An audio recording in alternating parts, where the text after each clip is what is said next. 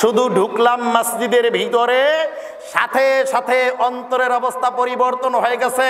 মনে হয় যেন এটা আমার পুরান একটা জায়গা, অথচ জীবনে একবারও আসি নেই। কথা বুঝতেছেন? এই জন্য আল্লাহর ওলিদের দরবারে আসলে, যেমন আজকে আমি এসেছি চরমনাই থেকে, আজকে সকালে চরমনাই থেকে আসলাম বরিশাল, ওখান থেকে আমার ফ্যামিলির লোকজন সব সহ আসলাম এখানে মাদারীপুরে। কালকে সারা রাত্রের মধ্যে মনে হয় আধা ঘন্টা ঘুমিয়েছি কিনা সন্দেহ। চরমনাইতে দীর্ঘ মিটিং ছিল, এরপরে দেখি ঘুম আসে না সব মিলিয়ে, ফলে শারীরিক অবস্থাও ভালো না। কিন্তু এই দরবারে আসার পরে গোসল করলাম জোহরের নামাজ আদায় করার জন্য। এখন দেখি যে জোহরের নামাজে যেই দাঁড়ালাম, এখন শুধু ইবাদত আর ইবাদত করতে মনে চায়, ঘুম টুমার চোখে নাই। বলেন আলহামদুলিল্লাহ।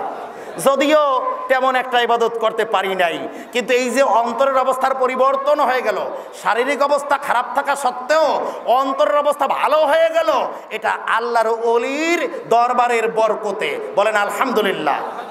হ্যাঁ, এটা অনেকে বিশ্বাস করে না। আমি বরিশালে এক মসজিদে জুমা পড়াই, ওখানে আমি বলেছিলাম, শোনেন, যদি সারা জীবন পীরদের বিরুদ্ধে বলি, আল্লাহর ওলিদের বিরুদ্ধে বলি, কোরআন হাদিসের মাধ্যমে সারা জীবন বলা যাবে। কারণ কোরআন হাদিস অপব্যাখ্যা করে বহু কথা বলা যায়। আল্লাহর ওলিদের বিরুদ্ধে বললে, পীরদের বিরুদ্ধে বললে, সেটা বলার রাস্তা আমাদের খোলা আছে, সেটা মোকাবেলা করাও কঠিন হবে। কিন্তু আল্লাহর ওলিদের বিরুদ্ধে বলি না কেন, হক্কানি পীরদের বিরুদ্ধে বলি না কেন, রব্বুল আলামিন বেজার হবেন, নিজের উপরে লানত নাজিল হবে, এই জন্য বলি না।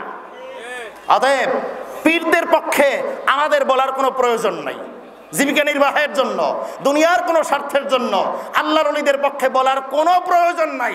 কিন্তু রব্বুল আলামিন নিজেই তার ওলিদের পক্ষে বলেছেন, কথা ঠিক কিনা? তিনি নিজে বলেছেন তার ওলিদের পক্ষে। আমরা কোরআনে কারীমের ভিতরে সর্বশ্রেষ্ঠ যে সূরা, সূরা ফাতিহা, এই সূরার ভিতরে আমরা কি করি? প্রতিটা নামাজে, প্রতি রাকাতে আমরা সূরা ফাতিহা তেলাওয়াত করি নাকি?